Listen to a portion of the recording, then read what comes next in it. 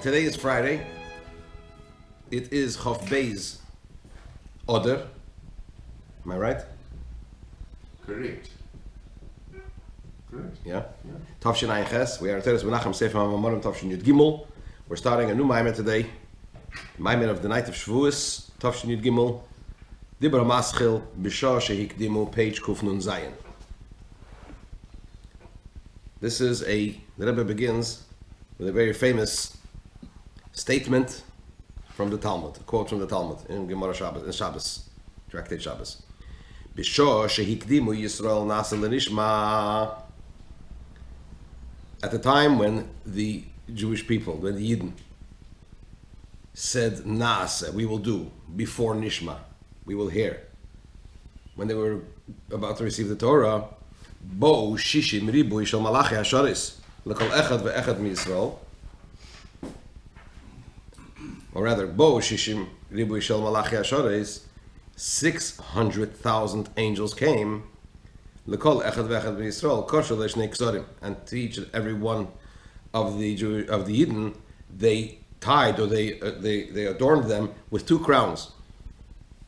Echad Keneged Naasa, one corresponding to Naasa, for them saying we will do, Echad Keneged Nishma, and one corresponding to them saying we will hear, we will listen. That's the Gemara. V'hinei yodua, now it is known, shekol ha'inyanim shem boim milmayla b'derech isarusa de le'ela, all matters that come from above in a manner of an initiative from above, they are in the same manner, and they are similar to the initiative from below. So in our situation, right, where the Isarusa de La'ela was, the initiative from above was to adorn the Yidden with crowns, that has to be, that is similar to the initiative from below. Also, it must have been something similar to that. Pisa move on, and based on this it is understood, says the Rebbe, that the service of Hashem that the Yidden performed by prefacing Naaseh to Nishma, prefacing we will do to we will hear or understand, Shayach le'inyan HaKeser, that is connected to the idea of Keser of the crown. What does that mean? So the Rebbe starts elaborating. What is the idea of a crown? In the concept of Keser, concerning Keser, the crown, Yesh Beis Pirushim. There are two interpretations. There are two explanations. Pirush Aleph, one interpretation, one explanation is that the word Keser is Miloshen Sovev Umakif. It's from the expression of surrounding and embodying. Ukmai Kisru es Binyamin. Why do you say Makif's embodying? It's the same as Sovev, isn't it? Yeah, surrounding. Yeah. Alright. Sovev means encircling. Makif means surrounding. Pervading, is it? Hovering, pervading. Sort of. It means, Makif means the same yeah, thing. Yeah. something which is around or above something else, right? Ukmai Kisru es Binyamin. For example, the expression in the Nach, right, in prophets in Shehikdimu, where the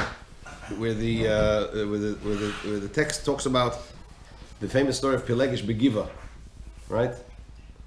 The famous story with the concubine and the tribe of Binyamin, right?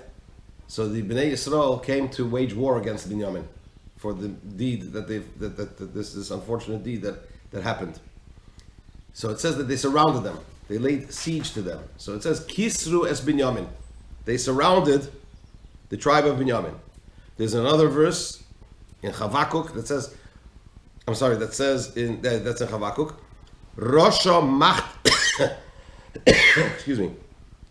Rosha machtir es tzaddik. The wicked hedges or surrounds the tzaddik. So again, we find another expression where it uses a word which its root is keser, and it's the idea of surrounding. In these instances, the interpretation of these words, kisru and machtir, is from the expression of surrounding. Umishumze, and it's because of this that indeed Nikras Torah Shel Gab Reish HaMelech, the crown upon the king's head, is called B'Shem Keser, with the name Keser. Why? Because the crown, because it surrounds the king's head. So Keser is for the expression of surrounding. That's one interpretation. Pirush HaBeis, another interpretation of the word Keser, that it's Miloshen Shtika. It's from the expression of being silent, silence. Ukmei ksardi ze'er. In Eve, in Job, the verse over there discusses, I think Eliyahu or Aliyah,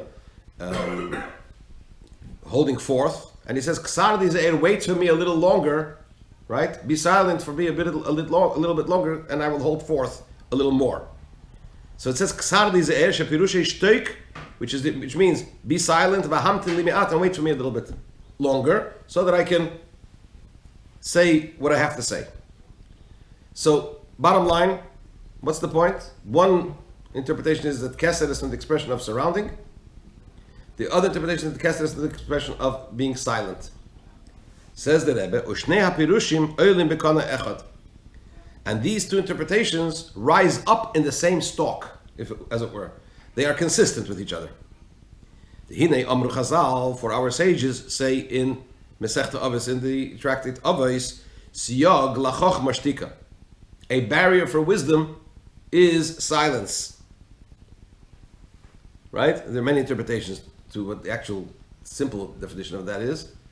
The very basic interpretation, as the Bartanur over there, I believe, says that we're talking about being silent, not engaging too much in chatter of mundane matters, right? And generally speaking, we know that a wise person speaks less rather than more, right? As you famously know, as more also famously known, that until a person opens his mouth, you can still think that he's clever. Once he starts speaking, you get a real understanding of what he's about. But be that as it may, a barrier for wisdom is silence. Just like a fence, a barrier is a fence that surrounds a certain defined space and area. So to the silence, is a barrier and a fence and surrounds wisdom, which is the first revelation is Chochmah.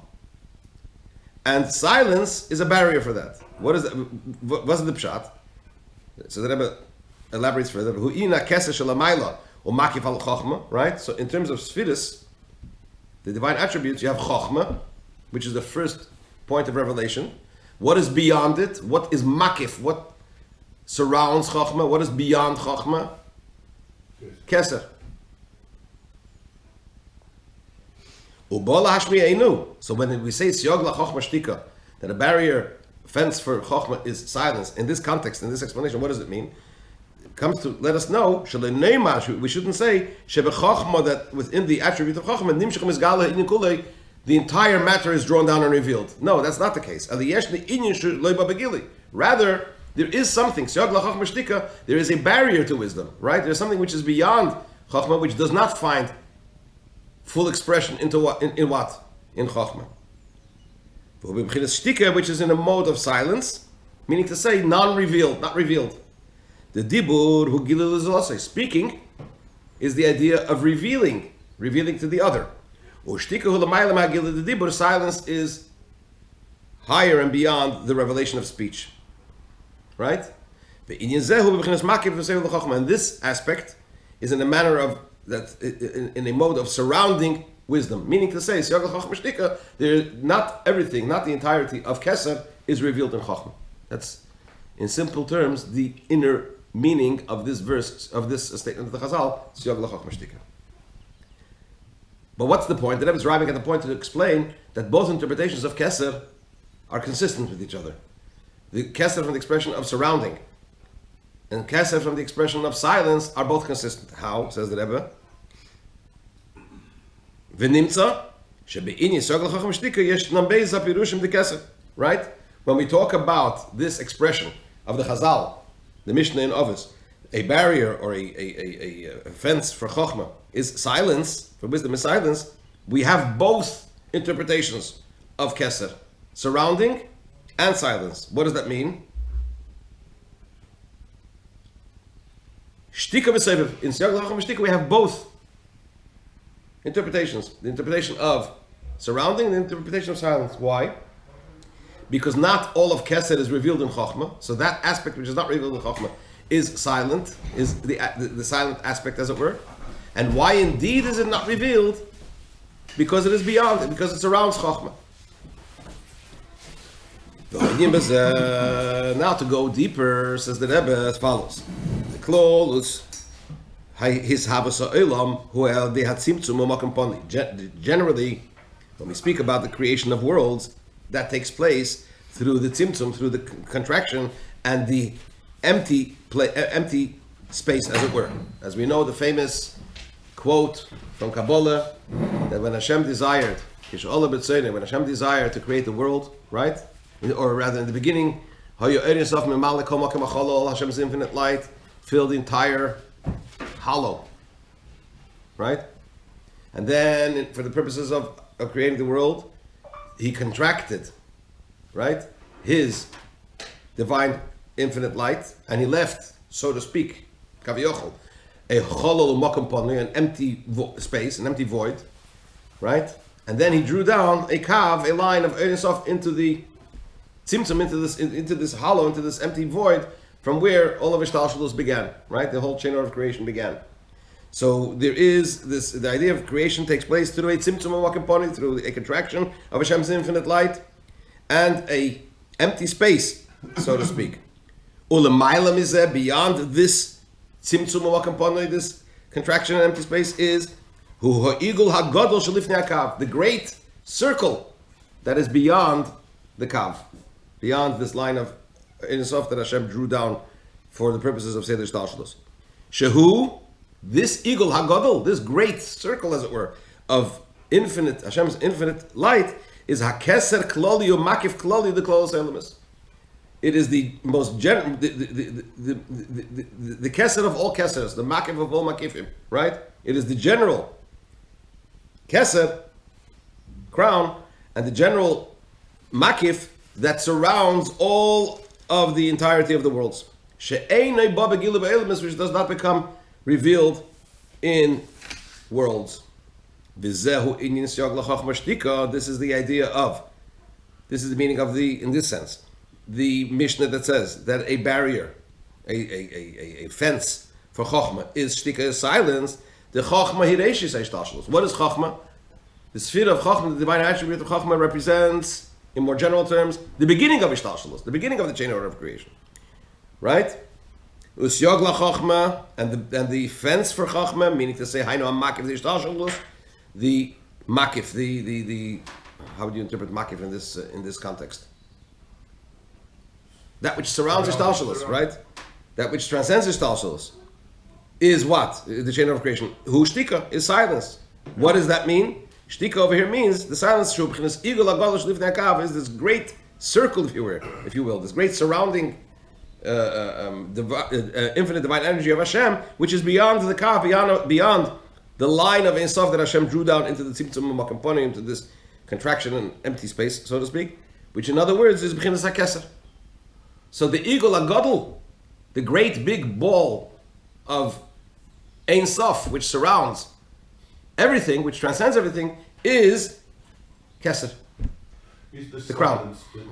Before this God speaking and saying, let there be, whatever it is it connected there at all? When you say before, it means, let me clarify what you're saying, if I may. When you say before, it means even after he said it, there's still a before, which means to say there is him saying, let there be, which is the drawing down of these aspects into the Cholol Makom Poni.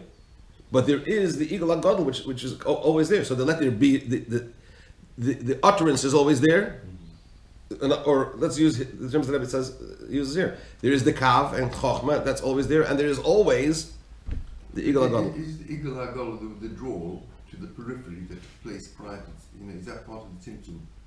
Is the igul hagadol the withdrawal to the periphery? Well, from the... No, the igul hagadol means the great circle of Esav. Within this igul hagadol, It's Hashem... not a circle, you mean it's a circle including Sphere. what's inside it. Correct. So before the tzimtzum, there was nothing. There was no empty, quote, empty space within So it. it's not the circle, it's the circle, the periphery plus the contents of the circle. That's what Yeah, of it's course. saying. You mean it's not just the barriers of the Correct, ball. but If you want to the use it. implication is that it's a peripheral thing that, before we had Tzimtzum, Hashem withdrew to the periphery, so all Yes, but what the was, infinite That's light was already hovering perfect. outside of it. if you want to have the image, if you want to have an image of the Ein Sof before the tzimtzum, in what shape is it, if you will? It's a ball. In this ball, he carved out, or he contracted it to the side, so inside there was an empty space. So in other words, what you're saying is prior to the contraction of what was inside the ball to its periphery, it existed with its periphery. Whatever you So in want. other words, there was a ball with a No, it's internal prior thing, to- and then prior to what the was sphere. in there was pulled to the periphery. Yes. Right. Yeah. That's already a development in it. But you're I talking. understand You're that. talking a limitless. outside the sphere. These are notional ideas. You're talking about a limitless, Of course. transcendent level of godliness. Correct. And within this limitless, transcendent level of godliness, Hashem carved out, right, or drilled through a hole, if you will, right, pushing away the Ein Sof to the side and left the Chol Makaponi. That's the paradigm. That's How the would we translate that? Is his relation to eyes below Atzmus? for sure, Yeah. for sure. Yeah. In the Obviously, Eir yeah, is of off. course. Yeah. Tzimtzum is in Eir, and in Eir it's in the Before Eir the Shach. symptom, it's called the symptom. Of course, yeah. Yeah, we Okay, understand that's that. it.